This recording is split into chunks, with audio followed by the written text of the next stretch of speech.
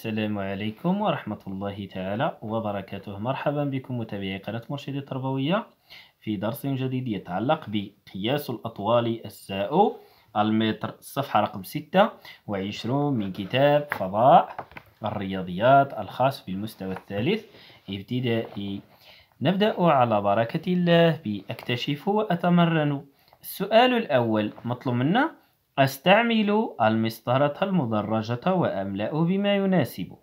لاحظ عندي هنايا المنجرة، صورة للمنجرة، وعندنا صورة للقلم، وعندنا صورة للحبل. اتفقنا؟ وداروا لنا علو المنجرة محصور بين كذا سنتيمتر وكذا سنتيمتر. حنا غادي نحدو، غادي نعبرو ونحدو. كذلك طول القلم هو بالضبط، يعني ماشي محدود وإنما يعني بالضبط غيكون هو هذا الرقم اللي غنعبرو. وكذلك الحبل قالنا محصور ما بين كذا ديال السنتيمتر. نعم غناخذ المسطره المدرجه، انا ما عنديش المسطره غناخذ الكوس، ولكن حتى هي فيها التدريجات هما اللي كيعتبروهم، وضروري ان المسطره دي تكون جديده فيها التدريجات باش تقدروا تحسبوا بهم. لاحظ ما بين عندي هنايا ما بين 0 و 1 هذا 1 سنتيمتر، عاود من 1 ل 2 1 سنتيمتر، ومن 0 ل 2 2 سنتيمتر. وهاد التربيعات الصغيورين اللي كيبانوا لكم هنا هادو هما اللي كنقولوا لهم حنايا المليمتر. اتفقنا؟ هاد التربيعات الصغيورين، هذا من هنايا مثلا من هذا الخط الكبير حتى لهذا الخط كاين 10 مليمتر. اتفقنا؟ هذاك الشيء باش كنقول 1 سنتيمتر يساوي 10 مليمتر. اذا نعبروا هذا الطول هذا عندنا تقريبا اكبر من 1 مليمتر. اتفقنا؟ شوف هنايا ها 1 سنتيمتر، عفوا اكبر من 1 سنتيمتر. اذا نشوف هنايا تقريبا 12 أو 13 مليمتر. إذا حنا غادي نديرو محصور بين 2 سنتيمتر و1 سنتيمتر. اتفقنا؟ يعني ماشي 1 وماشي 2، يعني محصور واحد الرقم ما بين 1 و2.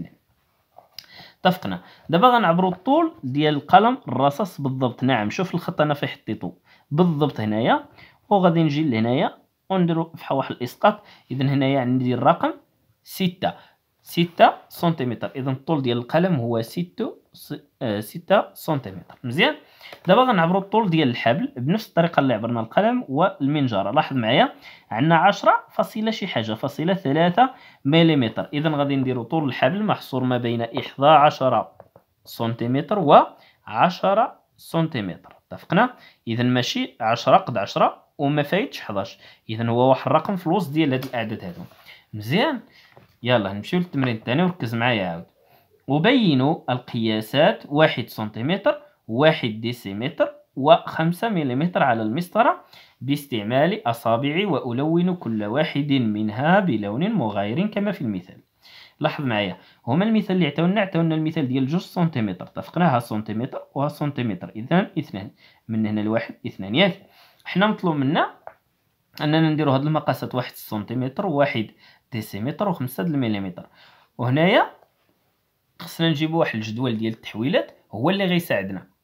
نعم الجدول اللي غنحتاجوه هو هذا، فيه المليمتر وفيه السنتيمتر وفيه الديسيمتر وفيه المتر وفيه الديكامتر وفيه الهكتومتر وفيه الكيلو متر. اتفقنا؟ هذه حرف ام بالفرنسيه ماشي جي، لان هذوك الوحدات ديال القياس ديال الكتله كنعتذر كنت خطيت فيهم هنايا الكيلو متر. اتفقنا؟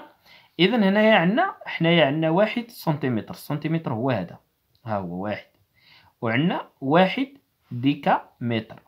اتفقنا؟ عفوا ديسيمتر، عندنا 1 ديسيمتر، وعندنا 5 مليمتر. مزيان. حنا هاد الوحدات غنمثلوها على المسطره اللي عندنا. غنبداو بالرسم الاول. عندنا 1 سنتيمتر. مزيان. ها حنا غنجيو لهذا الاول نطلعوا واحد الخط هنا، تبع معايا ها هو. اتفقنا؟ هذا 1 سنتيمتر، هاد المسافه هذه هي 1 سنتيمتر، وقال لك لونها بواحد اللون مغاير. اذا مثلا انا غنلونها بهذا اللون البني، ممكن اي لون. اتفقنا؟ غير باش نميزو ما بين كل مسافه ومسافه. هذه هنايا عندنا قلنا 1 سنتيمتر. مزيان. غنمشيو دابا للعبار الثاني. عندنا 1 ديسيمتر. 1 ديسيمتر، نعم غناخدو الجدول القياسات ديالنا باش نعرفو. هذا هو 1 ديسيمتر. شحال كيساوي لنا ديال السنتيمتر؟ خصنا نضيفو واحد الصفر هنايا. اتفقنا باش نوصلوا للسنتيمتر. إذن هو 10. إذن حنا غنحسبوا 10 ديال السنتيمتر. إذن هذا 1 2 3 4 5 6 7 8 9 10. إذن غنطلعوا واحد الخط عاود هنايا. اتفقنا. وغادي نلونوه بواحد اللون مغاير باش نحصلوا على هاد 10 ديسيمتر. اتفقنا. يعني واحد ديسيمتر اللي هو 10 سنتيمتر. وغناخدو واحد الملون وسنقوم بتلوينه. نعم، مثلا اللون البرتقالي، وغنلونو هاد المسافة اللي عندنا هنايا. نعم،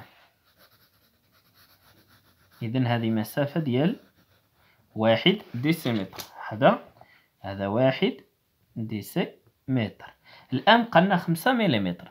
5 مليمتر هو باش نحصلوا عليها باش نوريها لكم في الجدول. دابا عندنا هذا سنتيمتر، إذن خصنا نزيدو لهنا ندورو عكسيا. إذن كنديرو واحد الفصيلة. ملي كندورو يعني على يدنا اليمين الأيسر كنزيدو صفر وكنضيفو واحد الفاصلة. إذن 0.5. إذن نصف ديال السنتيمتر. هذا هو النصف ديال السنتيمتر. شفتوا هذا الخط هنا؟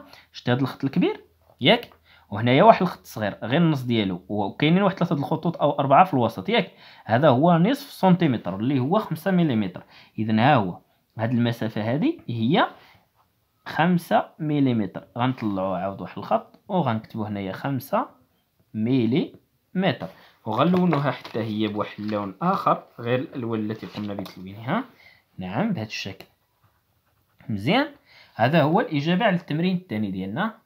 إذا بقى لنا هذا الفراغ هنايا. إذا 1 ديسيمتر يساوي شحال قلنا؟ يساوي 10 سنتيمتر. وقلنا 1 سنتيمتر شحال كيساوي ديال المليمتر؟ يساوي 10 مليمتر. مزيان. الآن غننتقلوا للتمرين الثالث. أحدد طول قامة كل طفلة أو طفل وأرتب من الأقصر إلى الأطول. يعني اللي قصير للأطول. حنا غنشوفوا عندنا سلمى وعندنا حسن وعندنا زينب، ولكن لاحظ عندهم الطول ولكن عندهم واحد الكرسي، كل واحد واقف على واحد الكرسي، وكل كرسي عنده طول خاص. هذا الكرسي فيه 42 سنتيم، هذا الكرسي فيه 58 سنتيمتر، وهذا الكرسي فيه 25 سنتيمتر. اذا خصنا نطرحوا هذا الرقم هذا من هذا الرقم. اتفقنا؟ لاحظ معايا غنحتاجوا الجدول ايضا. غنكتبوا هذا العدد. عندنا 1 متر ها هو، وشحال فيه اخر؟ فيه 81 سنتيمتر. 81 سنتيمتر. شحال الكرسي فيه؟ فيه 42 سنتيمتر. 42. وكنقوموا بعملية الطرح. 1 ناقص 2 لا يمكن، كنديروا 11 ناقص 2 تساوي 9، وكنهبطوا الواحد. 8 ناقص 5 اللي هي نعم 3، وهنايا كيبقى لنا 1، وكنديروا واحد الفاصلة باش كنحصلوا بالمتر.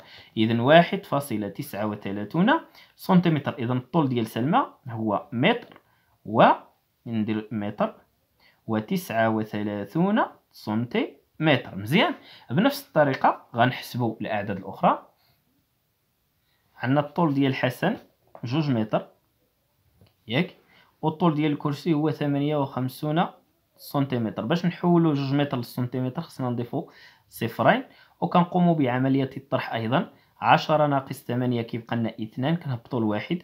10 ناقص 6 كيبقى لنا 4، و2 في المكان ديالها. اتفقنا؟ لا عفوا، كنهبطوا هذا الواحد لهنايا، نسيت انا واحد ديال الاحتفاظ، كيبقى لنا هنا 1. اذا الطول ديال حسن هو متر و42.